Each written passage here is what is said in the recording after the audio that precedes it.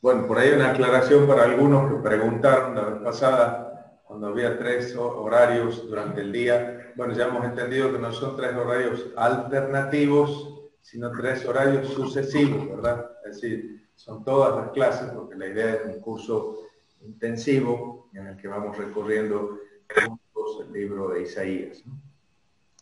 Bien, esta mañana hice referencia a un artículo del padre Lofink. Ese artículo se puede encontrar en castellano porque está traducido al castellano y aunque no tiene las notas del artículo original alemán, está traducido al castellano en un cuadernillo bíblico de estos de Verbo Divino, que se llama, si no me equivoco, las tradiciones exílicas, lo decir, de Norbert Lofink. Ahí lo pueden encontrar. Recoge 3 artículos ese cuadernillo bíblico, y uno de los 3 es hubo un movimiento deuteronomista, se llama, y entonces ahí explica en uno de los apartados, explica esto que he recordado esta mañana. Bueno, estamos dando ahora un paso más adelante. Vamos a ir al libro de Isaías. Vamos a intentar reconocer en el libro los elementos que nos permitan una lectura guiada por el mismo autor, los mismos redactores finales. Vamos a encontrar nosotros en el texto con una serie de señales. Aquí viene una de las dificultades que suele haber en la lectura del libro. Es un libro demasiado unitario como para que uno diga que son textos disparatados, pero demasiado disparatado para que uno diga que es un libro escrito por una sola mano en una misma época, ¿no? Entonces, lo que vamos a intentar son descubrir en el libro las señales de estructura que encontramos, aun cuando vamos a darnos cuenta de que no hay elementos que compiten entre sí como elementos estructuradores del libro. Y esto se explica por la visión diacrónica, la génesis del libro. Es decir, al haber habido varias etapas de redacción del libro, y siendo así que cada nueva etapa no suprimía los elementos anteriores, sino que simplemente añadía los suyos, podemos encontrar las huellas de distintas estructuras. Entonces un autor dice, no, el libro se estructura así, porque se fija en tales puntos. Y el otro dice, no, se estructura de esta otra manera, ¿no? Y porque se fija en otros puntos, pero ambos tienen razón, como aquel discusión de los judíos en la película de Violinistas sobre el tejado, ¿se acuerdan? Llega en el carro a la aldea y encuentra 2 paisanos ahí judíos peleándose, y entonces le dice, ¿pero por qué se pelean? Y uno dice, no, porque tal cosa, y dice, tiene razón. Y el otro dice, no, pero es que tal otra. Entonces le dice, dice, tiene razón. Entonces usted dice, bueno, pero no pueden tener razón los dos a la vez. Dice, tiene razón, ¿no es cierto? Es decir, a todos les daba la razón, porque efectivamente cada uno tiene su razón. Aquí también, en las distintas formas de estructurar el libro, también nosotros vamos a poder encontrar las huellas de distintos momentos, distintas redacciones. Bueno, nos vamos a fijar en algunas de ellas para intentar estudiar, reflexionar diacrónicamente la sincronía del libro, ¿no? Hay una sincronía, es decir, hay una estructura sincrónica, pero que se va dando en distintos momentos según distintas perspectivas, ¿no? Entonces, en primer lugar, encontramos en el capítulo 1, versículo 1, lo que podemos reconocer casi como un título general. Pero vamos a ver título de qué. Es el título de la perícopa, el título del primer capítulo, de los 12 primeros, de los 39 primeros, o del libro entero. Vamos a empezar leyéndolo. A ver, cualquiera de las traducciones de ustedes, ¿cómo dice? Visión que tuvo Isaías, hijo de Amós, acerca de Judá y de Jerusalén en tiempo de Osías, de Jotam, de Ahaz y de Ezequías, reyes de Judá. Bueno, ¿no? Visión que en castellano, bueno, que suena feo, pero es visión que visionó, ¿no es cierto? Porque usa el sustantivo y el verbo, ¿no? Hatzon Yeshayahu ben Amoz Asher Hatzah, ¿no? Al Yehudá. Entonces dice Hatzon Asher Hatzah, es decir, visión que visionó, ¿no? Curioso porque el libro comienza declarando que se trata de una visión. Una visión. A ver qué entenderá el libro por visión. Y primero el contenido, después respecto de quién es la visión. Dice que es respecto de Judá y Jerusalén, ¿verdad? Judá, el país, y Jerusalén, su capital. Después dice que esta es la visión que visionó Isaías, hijo de Amós. No se trata del profeta Amós, se trata, que además se escribe en distinto, ¿no es cierto?, de este Amós que vamos a ver, podemos hacer un intento de averiguar de qué familia era, pero muchos piensan que Isaías era de familia real, de la familia real, o por lo menos de ascendencia noble.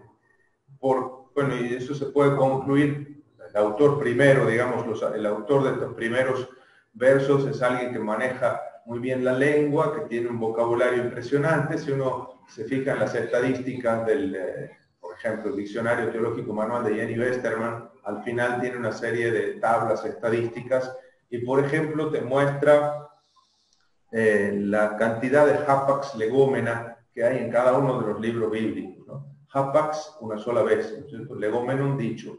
O palabras que son dichas, que aparecen una sola vez en la Biblia. En plural, hapax legomena.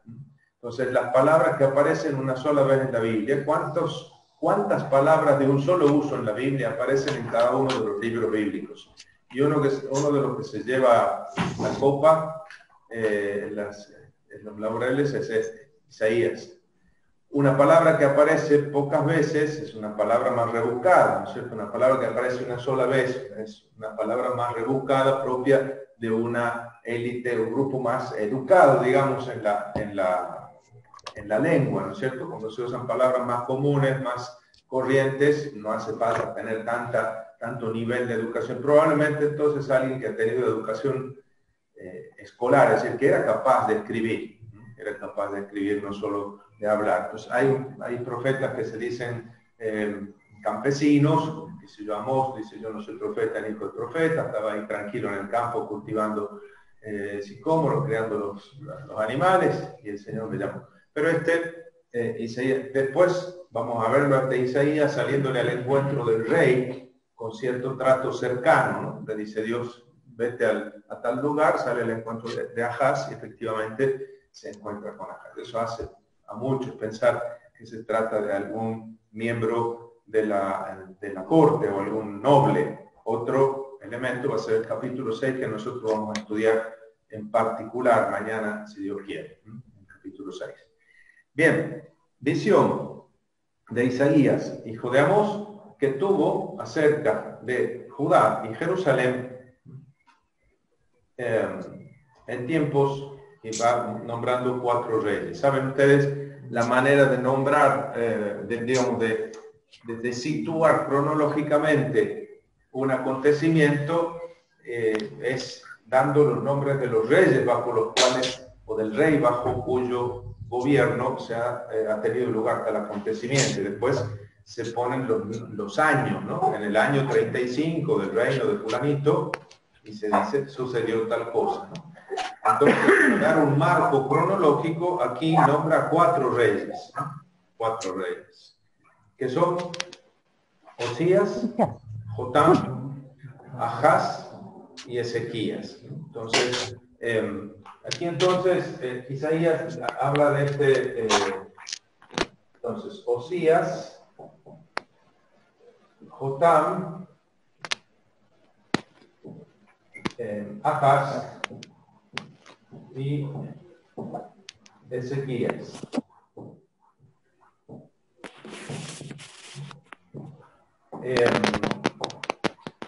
Entonces, ese sería como el periodo cubierto por esta visión que supuestamente está comenzando a partir de esto que reconocemos como un título. Bueno, entonces nosotros vamos a poder buscar estos reyes, efectivamente, a ver qué capítulos aparecen así. Vamos a buscar entonces en el capítulo 6, versículo 1.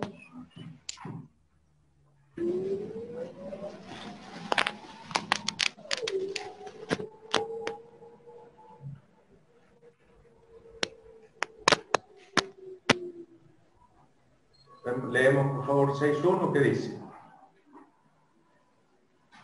6.1. Y el año de la muerte del rey Osías, vi al Señor sentado en un trono excelso y elevado, y sus aladas llevaban y sus aldas llenaban el templo. Eso, está ahí nomás, ¿no es cierto? El año de la muerte, Bishnat Mot Utziyahu Melech Yehuda, ¿no es cierto? Bishnat, en el año de Bishnat Mot Utziyahu, el año de la muerte del rey Osías. Si uno busca en una tabla cronológica, siempre la Biblia de Jerusalén tiene ahí un hermoso mataburros al final. Mataburros le decía mi madre al diccionario, ¿no es cierto? Cuando yo le preguntaba, mamá, ¿qué quiere decir tal cosa? Decía, anda a buscar en el mataburros, ¿no es cierto? Mata los burros porque te da conocimiento. Bueno, ahí al final hay una tabla cronológica, toda la Biblia tiene una buena tabla cronológica y encuentra la muerte del rey Osías cuando tuvo lugar. Año 740, ¿no? ¿Cuántos años reinó el bueno de Osías? Eso, casi 40 años, ¿verdad? Y reinados más largos también eso. En los últimos años reinó en su lugar el hijo, porque él había caído enfermo, el rey Osías, y entonces su hijo tuvo que gobernar en su lugar.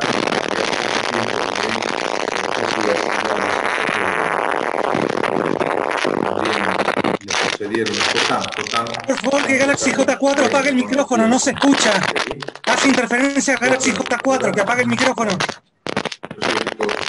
781, 740, Osías o bien Azarías. Después 740 al 736 es Jotam. De 736 a 716 dice Ahaz. Después, si buscan Ezequías, 716 a 687. Bueno, si es así, entonces tenemos un periodo del ministerio de Isaías bastante largo, como de 40 años, ¿verdad? 6.1 habla de Osías. Vamos a 7.1.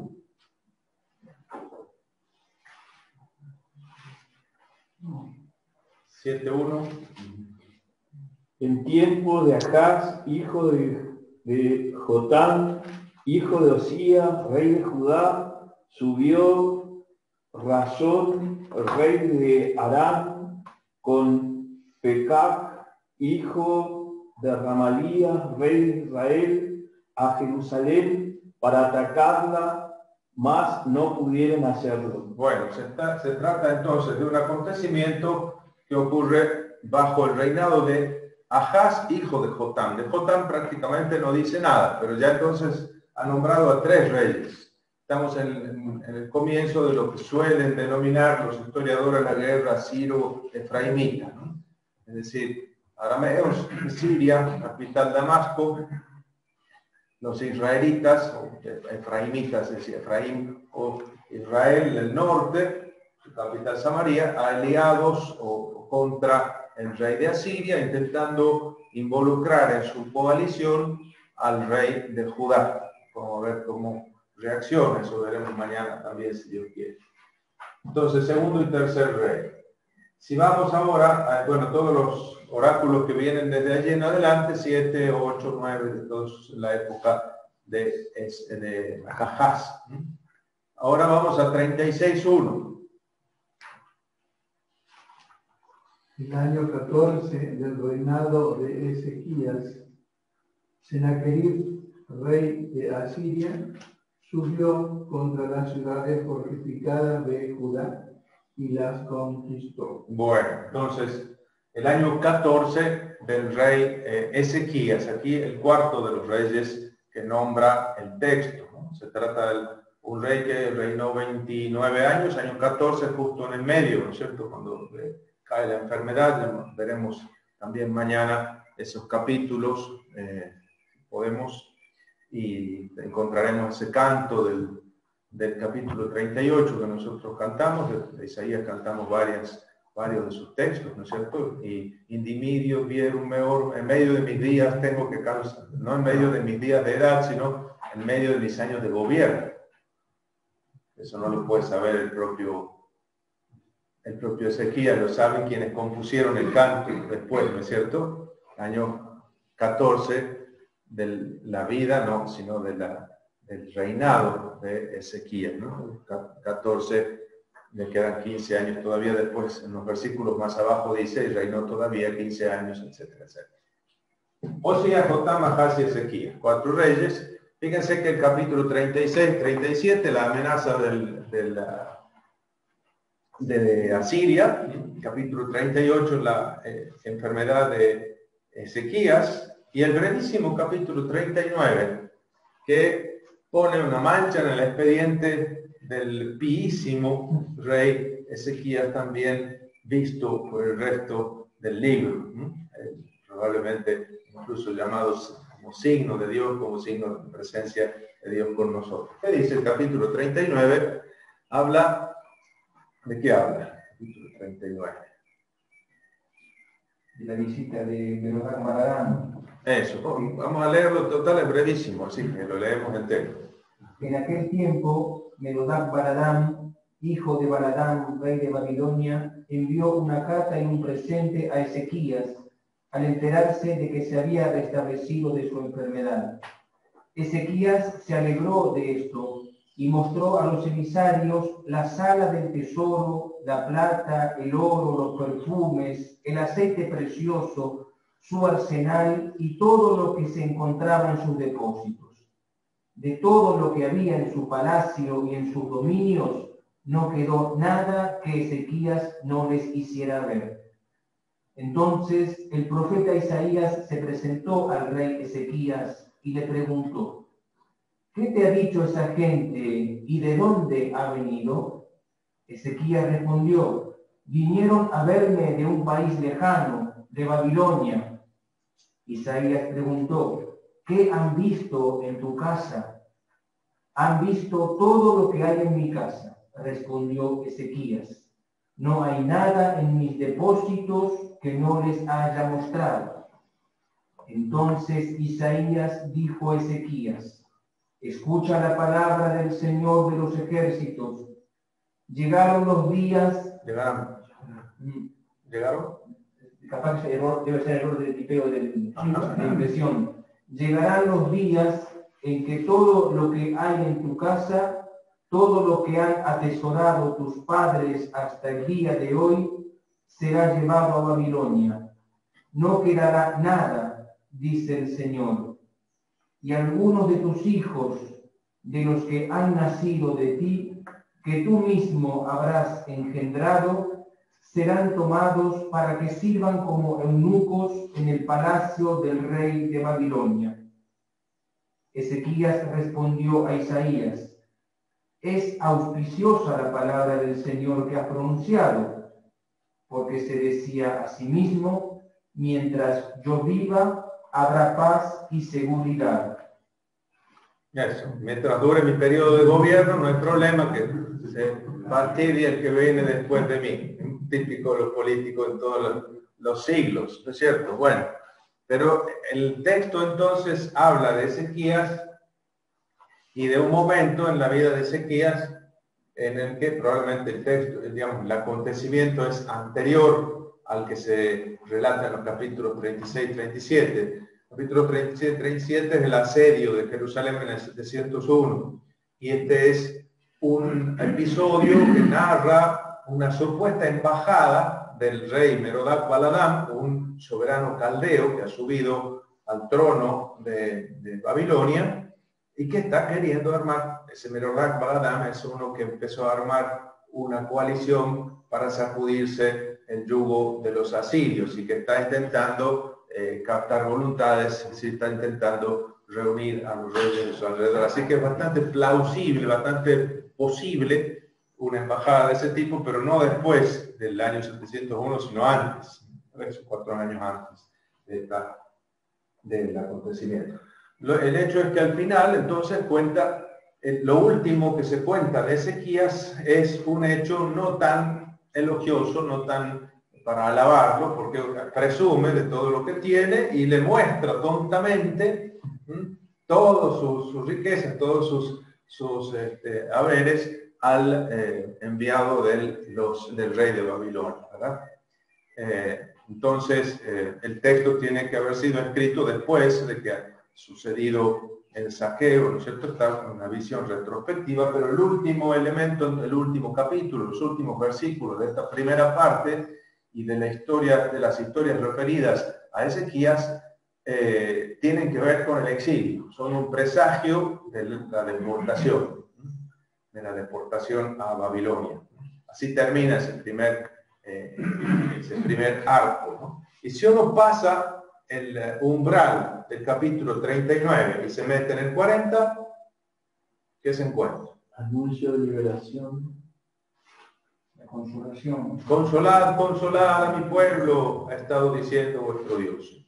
Y desde allí en adelante no aparece nunca más el nombre de nuestro amigo Isaías Ben Amoz del siglo VIII. A Isaías como actante, como personaje del libro, no vuelve a aparecer.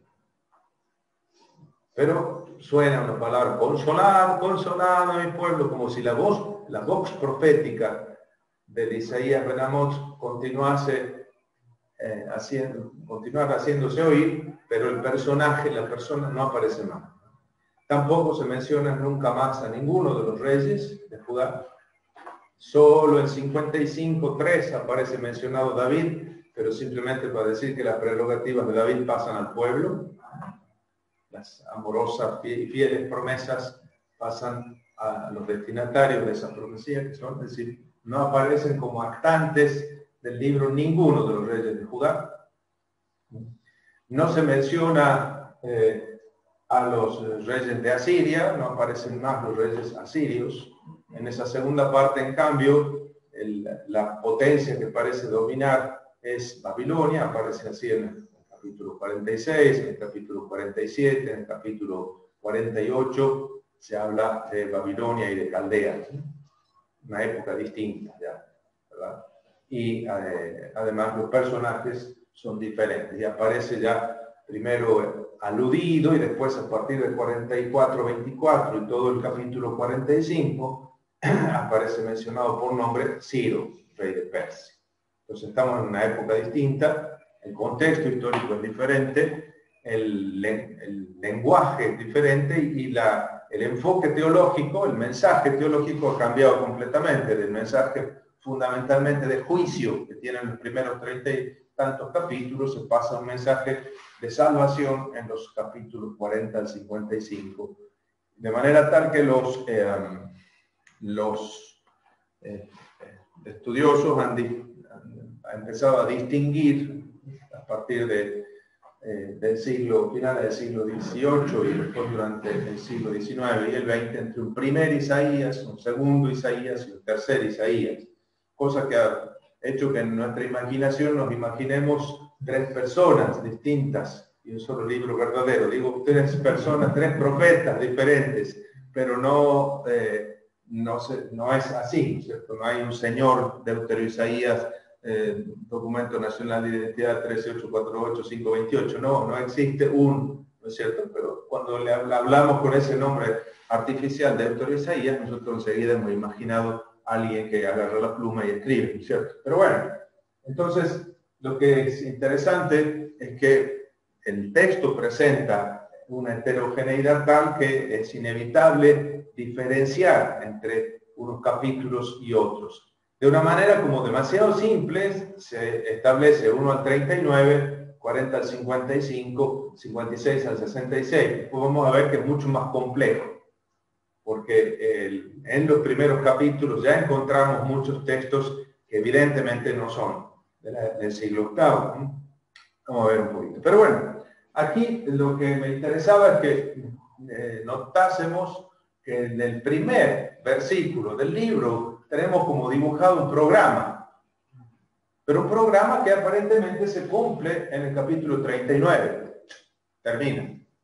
Entonces podemos pensar que quizás el título es un título de esta primera parte. En los capítulos 40 y siguientes parecerían como caer fuera del programa inicial de este título.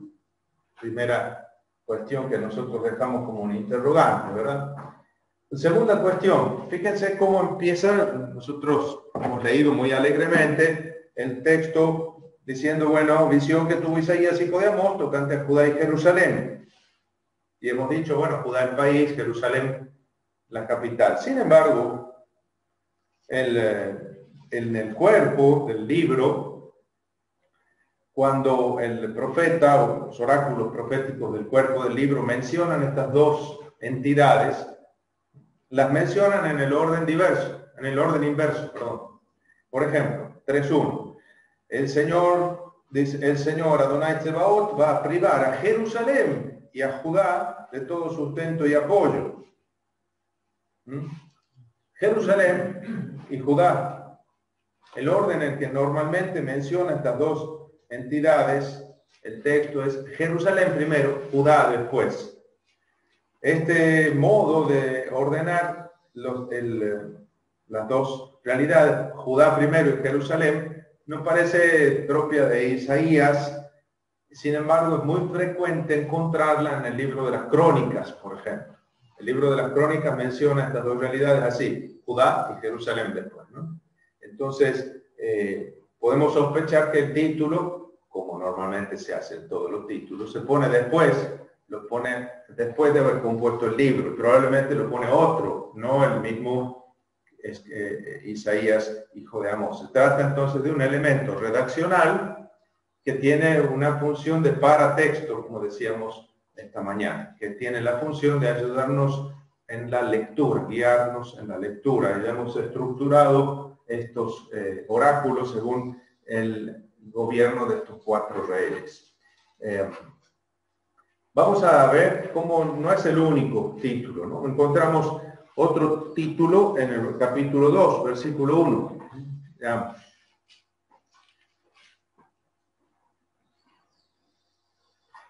Otra vez dice, visión que tuvo Isaías, hijo de Amós, tocante a Judá y Jerusalén. No da la cronología, pero toda la primera parte es igual. Se trata de la misma mano. Un título en el capítulo 2. Si seguimos avanzando, encontramos otro título en el capítulo 13. Y el título es Oráculo contra Babilonia que recibió Isaías, hijo de Amós. Aquí eran visiones tocantes a Judá y Jerusalén. En el capítulo 13 comienzan lo que se suele llamar en las colecciones, en los distintos libros proféticos, las colecciones de oráculos contra las naciones. Y el término que se usa para hablar de eso es masá. Masá.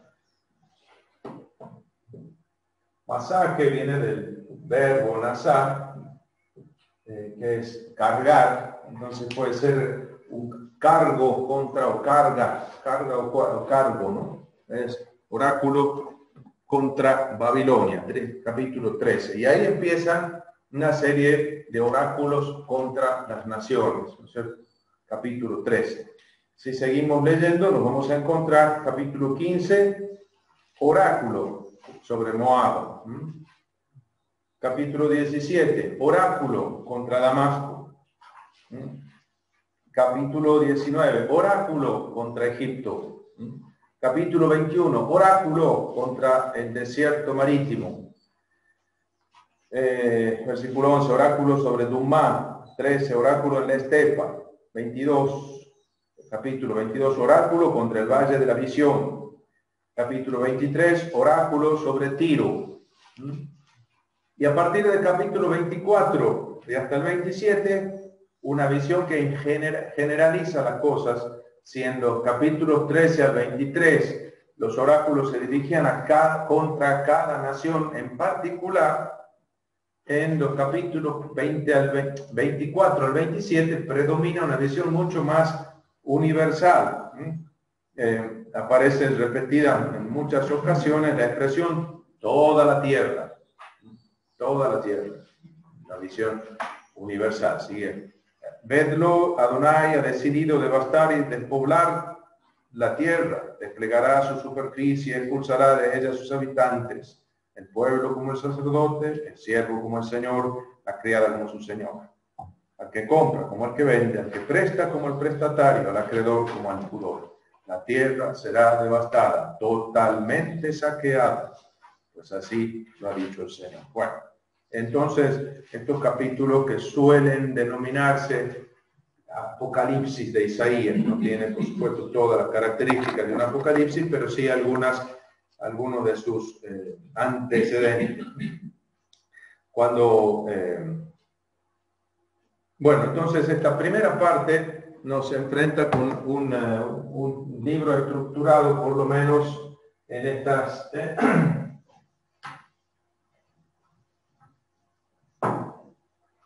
tendríamos nosotros capítulo 1, versículo 1, ahí un primer título, 2, 1, el segundo título, y después tenemos en el capítulo 13, 1, un tercer título. Entonces, nosotros nos vamos a encontrar con un primer gran bloque de capítulos que son los capítulos 1 al 12.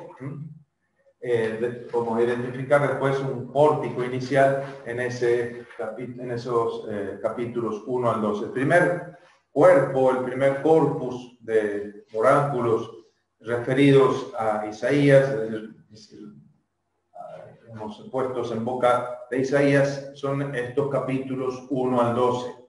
Y de una manera muy sintomática, todos estos capítulos terminan con un capítulo muy breve, de una tonalidad totalmente distinta al resto de los capítulos. ¿Cómo termina el bloque de los capítulos 1 al 12? El capítulo 12, ¿qué contiene? Es un salmo que nosotros también usamos en la liturgia, ¿no es cierto? A ver, leamos por lo menos el comienzo. ¿Cómo dice? Y dirás aquel día: yo te alabo, Yahvé, pues aunque te airaste contra mí, se ha calmado tu ira y me has compadecido. He aquí a Dios, mi Salvador. Estoy seguro y sin miedo, pues Yahvé es mi fuerza y mi canción. Él es mi salvación. Sacaréis aguas con gozo de los fontanales de salvación. Y diréis aquel día: dad gracias a Yahvé, aclamad su nombre, divulgad entre los pueblos sus hazañas, pregonad que es sublime su nombre, cantad a Yahvé, porque ha hecho algo sublime, que es digno de saberse en toda la tierra. Bueno, muy bien. Entonces tenemos aquí un salmo de acción de gracias, individual aparentemente, pero que tiene después las huellas de una comunidad que está detrás, y que cierra este primer bloque. Este parece ser incluso un recurso empleado en la redacción de algunos de los libros. Se van a dar cuenta que encontramos salmos o composiciones sálmicas no solo en el libro de los salmos. Encontramos también salmos o trocitos de salmos o salmos muy elementales insertados en algunos lugares precisos de los libros narrativos también, ¿no es cierto?, de los libros así llamados históricos. y en los mismos libros proféticos, como queriendo marcar el final de un gran bloque o invitando después de la lectura, por ejemplo, de un buen bloque de textos, invitando a una asamblea a la alabanza divina como respuesta a esa palabra de Dios que acaba de escuchar.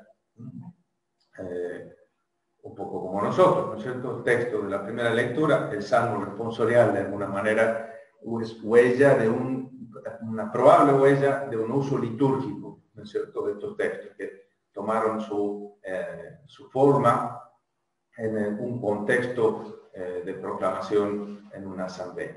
Entonces tenemos aquí capítulos 1 al 12, el primer bloque. Vamos a rebobinar un poco a lo que decíamos esta mañana. Nosotros hablábamos hoy de esta composición de los libros proféticos que ha tenido lugar a lo largo de los siglos y cada una de cuyas redacciones ha dejado su huella en el texto.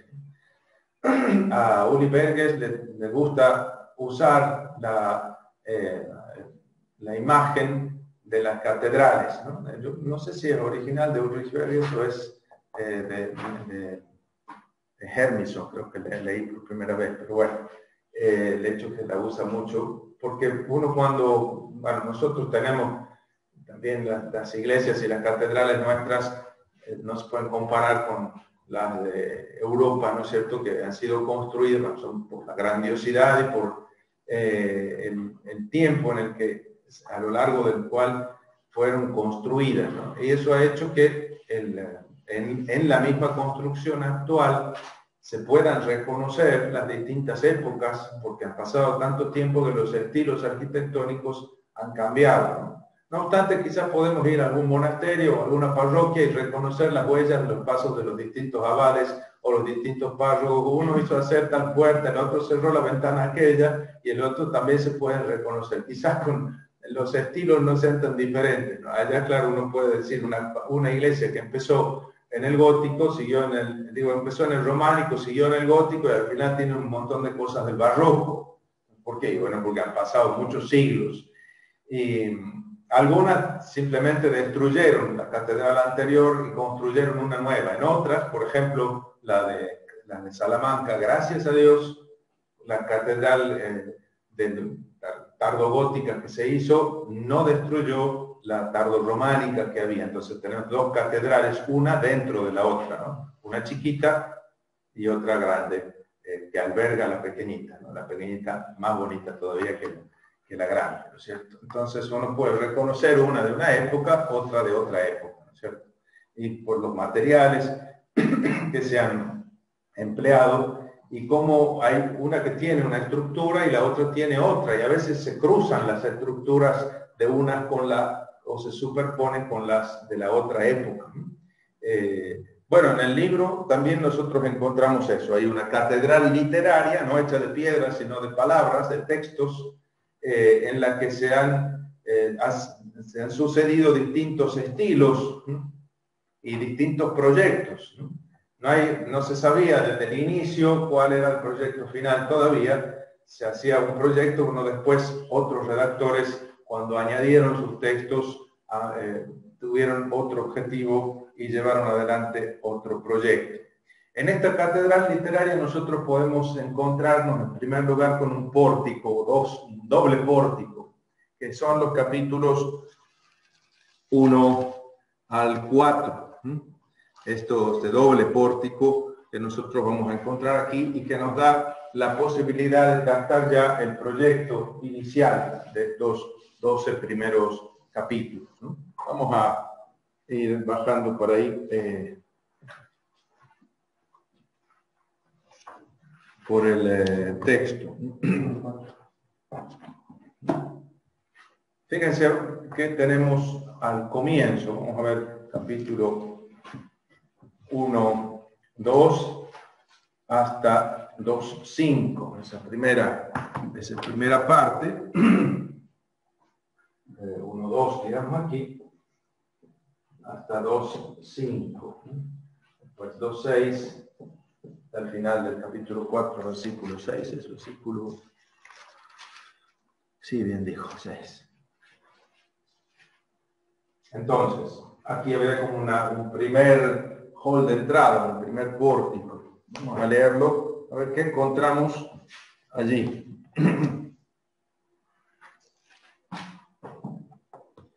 Alguien que por favor lo lea. Entrada.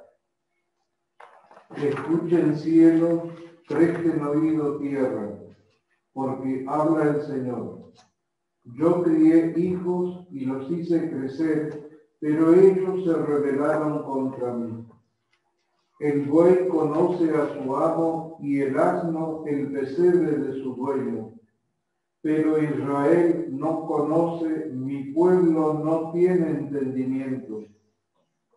Ay, nación pecadora, pueblo cargado de iniquidad, raza de malhechores, hijos destructores.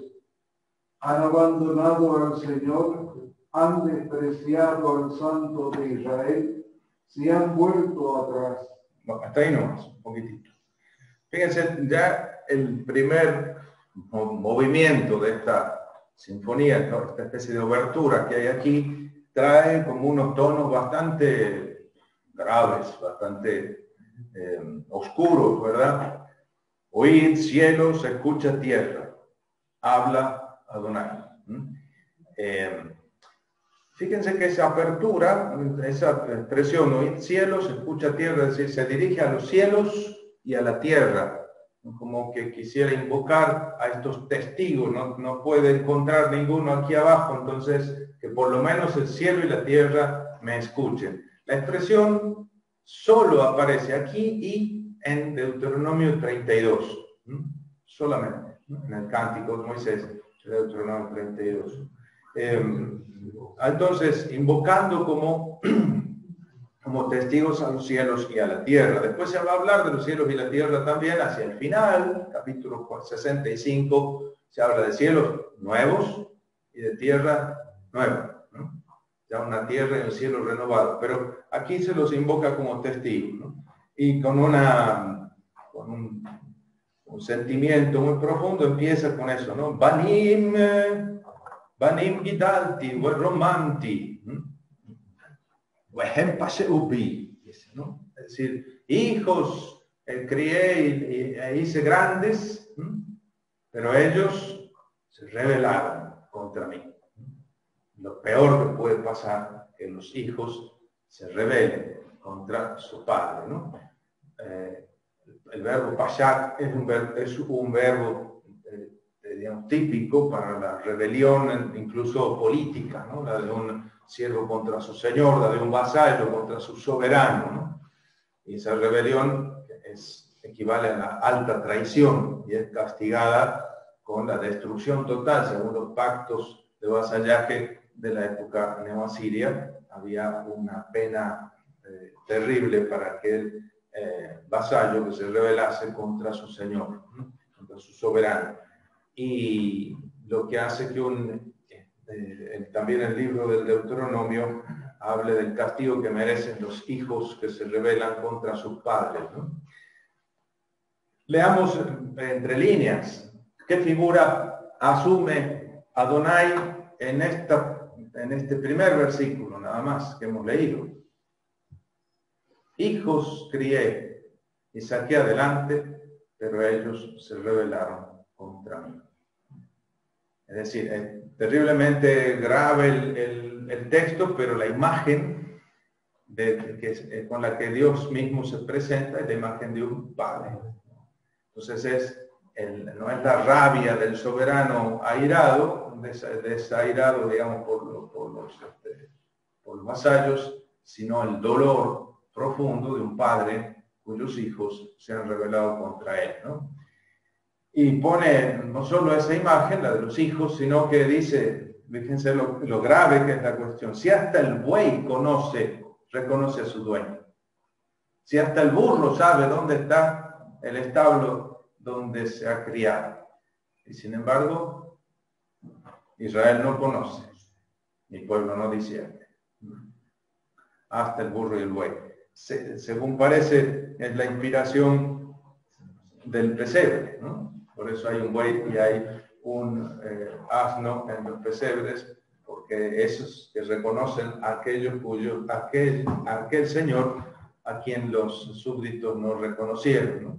Entonces, aquel llegó a Belén, nadie lo reconoció, pero el buey y el burro estaban junto a él. Esa es la inspiración, parece. Adelante, diga Gabriel. No, querían decir, me llama la atención la mención de Israel, porque originalmente era oráculo sobre Judá y Jerusalén. Pero acá en la mente del profeta está hablando de la nación como un todo. Eso, entonces, cuando encontramos el término Israel, siempre tenemos que preguntarnos cuál es el referente, ¿no es cierto? Si es la parte norte, el reino del norte o lo que queda de él, o se trata de la totalidad de Israel. En este caso, efectivamente se habla de la totalidad de Israel. Israel no conoce, y a ese Israel le llama mi pueblo, ¿no? Interesante también, porque aun cuando el pueblo se ha rebelado contra Dios, Dios, Adonai, lo sigue reconociendo como mi pueblo. En varias ocasiones vamos a encontrarnos con esta realidad. La alianza, acuérdense la fórmula clave de la alianza, de la reciprocidad, de la fórmula de reciprocidad de la alianza es, ¿no es cierto? Ellos serán mi pueblo, yo seré su Dios, vosotros seréis mi pueblo, yo seré vuestro Dios, ¿no? Esa reciprocidad. Bueno, empieza entonces con esta declaración dolorida, el texto, capítulo 2 y 3, ¿no? El colmo, ¿no? Si hasta los animales reconocen, y estos hijos son peores que animales, ni siquiera animales llegan, ¿no es cierto? Y ahora viene, ese dolor se expresa con un hoy, ¿no? Hay gente pecadora, pueblo tarado de culpa, es decir, la culpa se le ha hecho tan pesada que es como una tara, un peso muerto que les impide andar, ¿no? Raza de malvados, hijos de perdición, los degenerados, han abandonado a Adonai, han despreciado al Santo de Israel, le han dado una espada. Aquí hay una expresión característica de Isaías, prácticamente es exclusiva de él, que es esta, el Santo de Israel, el Kadosh Israel, ¿no es cierto? Kadosh Israel, el Santo de Israel. Kadosh es una expresión, la raíz Kadash habla de algo que es especial, es diferente, no es igual que las demás cosas, ¿no? Y es especial o es diferente Israel porque es el pueblo de un Dios que es especial, es diferente, porque ese Dios no es como los demás dioses y le enferma que lo confundan como con otros dioses o que lo traten como otro dios. Acuérdense cuando lo tratan como si fuese un Baal, ¿no? En Oseas, ¿no? O como lo confunden y empiezan a querer hacer imágenes suyas como si fuese un dios del cual se pueden hacer ídolos, ¿no? En Deutero Isaías nos vamos a encontrar con eso, ¿no? Porque Adonai es especial, no es como los demás dioses, es un Dios santo, diferente, especial. Por eso su pueblo es santo. Entonces la expresión está santo significa fundamentalmente eso, especial, diferente. La noción de separado es una noción derivada de esa, pero no es el núcleo de la significación de la raíz Kadash, ¿no? Es decir, las cosas son santas por su vinculación al santo. Y en esa medida puede que necesiten ser separados, pero primero es distinción, no separación. No necesariamente separación, solo en la medida en que esa distinción lo exige. Después, por supuesto, esto ha sido entendido de maneras distintas en las distintas teologías. Por ejemplo, Esdras hablará de esa separación de la Tzerach Kadosh, la raza santa, ¿no? Entonces, la separación de los matrimonios mixtos, etc. Bien, encontramos aquí primera vez este título que se va a repetir a lo largo del libro y que es prácticamente exclusivo de Dios en Isaías, es decir, es aquel a quien se descubre como el Santo de Israel, ¿no? Ninguno como él, ¿no? Y se sigue lamentando, ¿dónde golpearos ya, rebeldes, contumaces?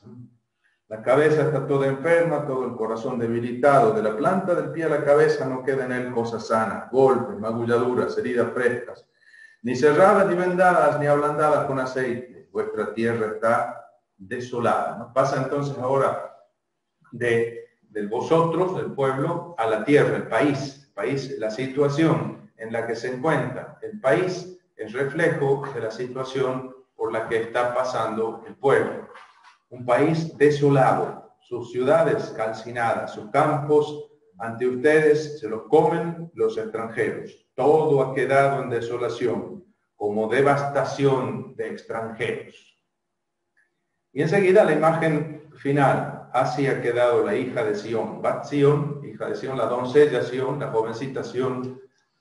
Muchas veces se aplica a las ciudades un nombre, una imagen femenina, ¿no?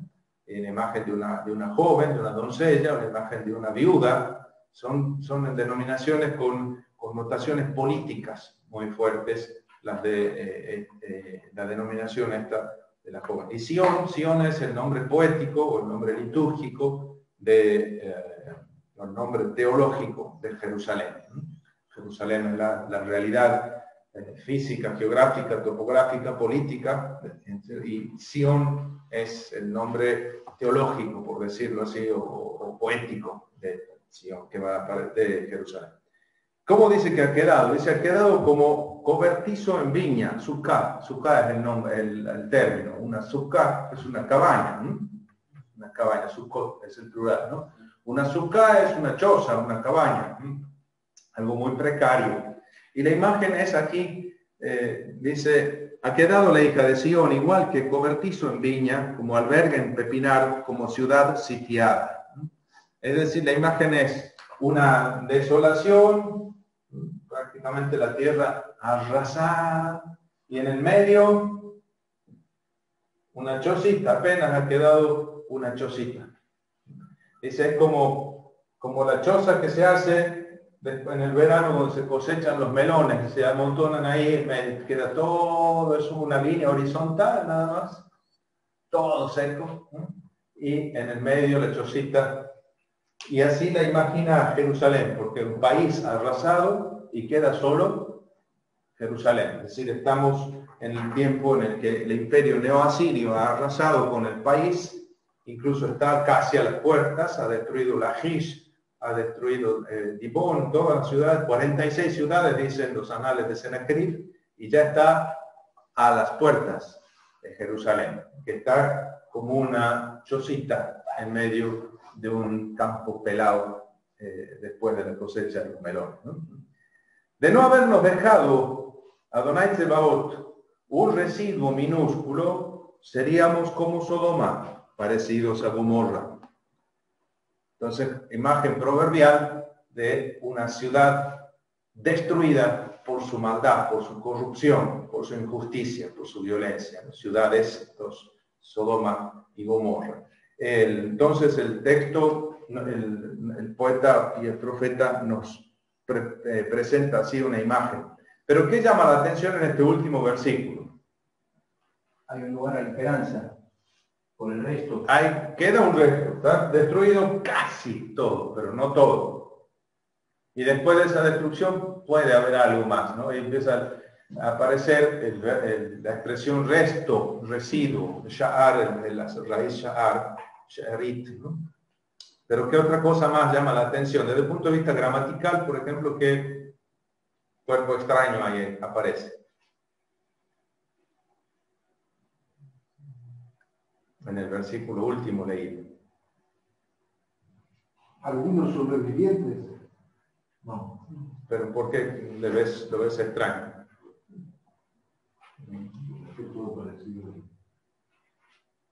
Lo que también puede llamar la atención es Señor de los ejércitos, porque es el Señor de los ejércitos, pero permite que un ejército invasor destruya a su pueblo. Bueno, y ahora Tsebaot es el otro nombre bastante parecido, bastante frecuente, digo, que aparece en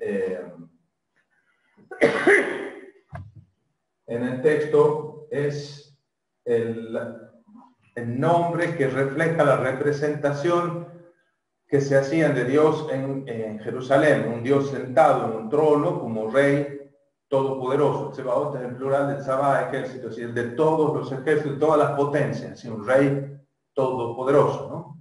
Pero bueno, ese es otro término importante que también vamos a ver que aparece con frecuencia, si bien no es exclusivo de Isaías, pero sí es un término importante en la teología de jerosolimitana del templo. Un elemento gramatical, decía yo. Como la comparación que si sin esa distinción se parecerían a Gomorra y a Sodoma. Si no hubiera quedado eso, seríamos como Sodoma y Gomorra, es decir, totalmente destruidos.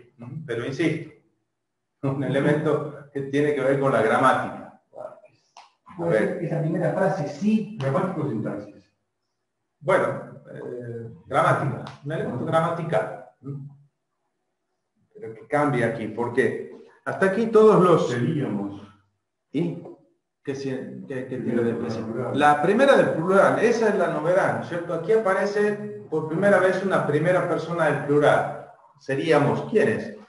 ¿Qué no venía hablando Adonai? ¿No era Dios el que decía, ay, gente pecadora, yo no me conozco? Ah, claro, alguien que... Entonces, de vez en cuando en el libro hace su aparición en nosotros, una comunidad. Son esos que estaban aquí en el medio de la pizarra de esta mañana, ¿no es cierto? Esta comunidad que ha recogido, que se siente heredera del libro. Es el círculo en el cual nace y crece el libro y se transmite. En nosotros es el resto, la comunidad del resto que atesora la Torá de Isaías, la instrucción de Isaías y la transmite. Y de vez en cuando asoma la cabeza en el texto. Entonces estén atentos cuando aparezca la primera persona del plural en el texto, porque está asomando la cabeza, están asomando la cabeza los miembros de la comunidad que se aplican. Vamos a verlo en otras ocasiones también. Bien, hasta aquí entonces bastante poco halagüeño el panorama que nos presenta, ¿no? Y enseguida, versículo 10, aparece un binomio también clave en el libro. Escuchad la palabra de Adonai, regidores de Sodoma. Oíd la instrucción de nuestro Dios, pueblo de Gomorra. Sodoma y Gomorra, y un binomio que es el siguiente. Palabra de Adonai y Torah, instrucción y palabra. Palabra e instrucción. Lo vamos a ver 2 o 3 veces más en el libro. Es decir, el libro contiene una palabra del Señor, una Torah del Señor, ¿no? Torah entonces no hay que identificarlo necesariamente y únicamente con los 5 libros del Pentateuco, 5 primeros libros. Aquí hay una instrucción, que es la instrucción que aparece en el libro de Isaías. Una nueva instrucción, casi diría en competencia con aquella otra, la Torá, ¿no? Bueno, ustedes para mañana lean pueden el texto hasta terminar esta primera parte, ¿no? 1, 2 al 31, una imagen totalmente negativa. Incluso esa elegía que se empieza a cantar a partir del versículo 21, ¿no? Y después, en 2, 1, 5, una visión totalmente positiva. Nación ideal. Bueno, esa Jerusalén, la situación real, actual, llena de injusticia, de violencia, de corrupción, de delitos y de muerte, y sin embargo, una Jerusalén ideal, la vocación hacia la cual está llamada la identidad ideal de esa Jerusalén, que está llamada a ser foco de atracción de todos los pueblos. Pero ¿cómo va a ser un polo de atracción para todas las naciones que quieran venir aquí a aprender si en esa ciudad solo hay rapiña, muerte, violencia, corrupción, atropello? Entonces, ahí vamos a ver cómo va a ser el Señor para transformar a la Jerusalén real actual, corrupta e injusta, en esa Jerusalén ideal que va a iluminar a los pueblos, va a ser como ciudad levantada en un monte para todos los que busquen al Señor. No se pierda el próximo capítulo. Muy bien. Bueno, mañana vamos a ver el libro del Emmanuel. Vamos a verlo a Isaías como primer punto de luz en medio de la oscuridad. Hay que leer muy poquito entonces. Había que leer todo el libro. ¿Ah? Pero mañana vamos a trabajar entonces en el libro de Emanuel, capítulos 6 al 9. Muy bien, ¿alguna indicación, padre Abad? No, ya está, ya le estuve en el chat para que no... Bien, muy bien. Para que no molesta. Perfecto. Bueno, muchas gracias Gracias. por la paciencia.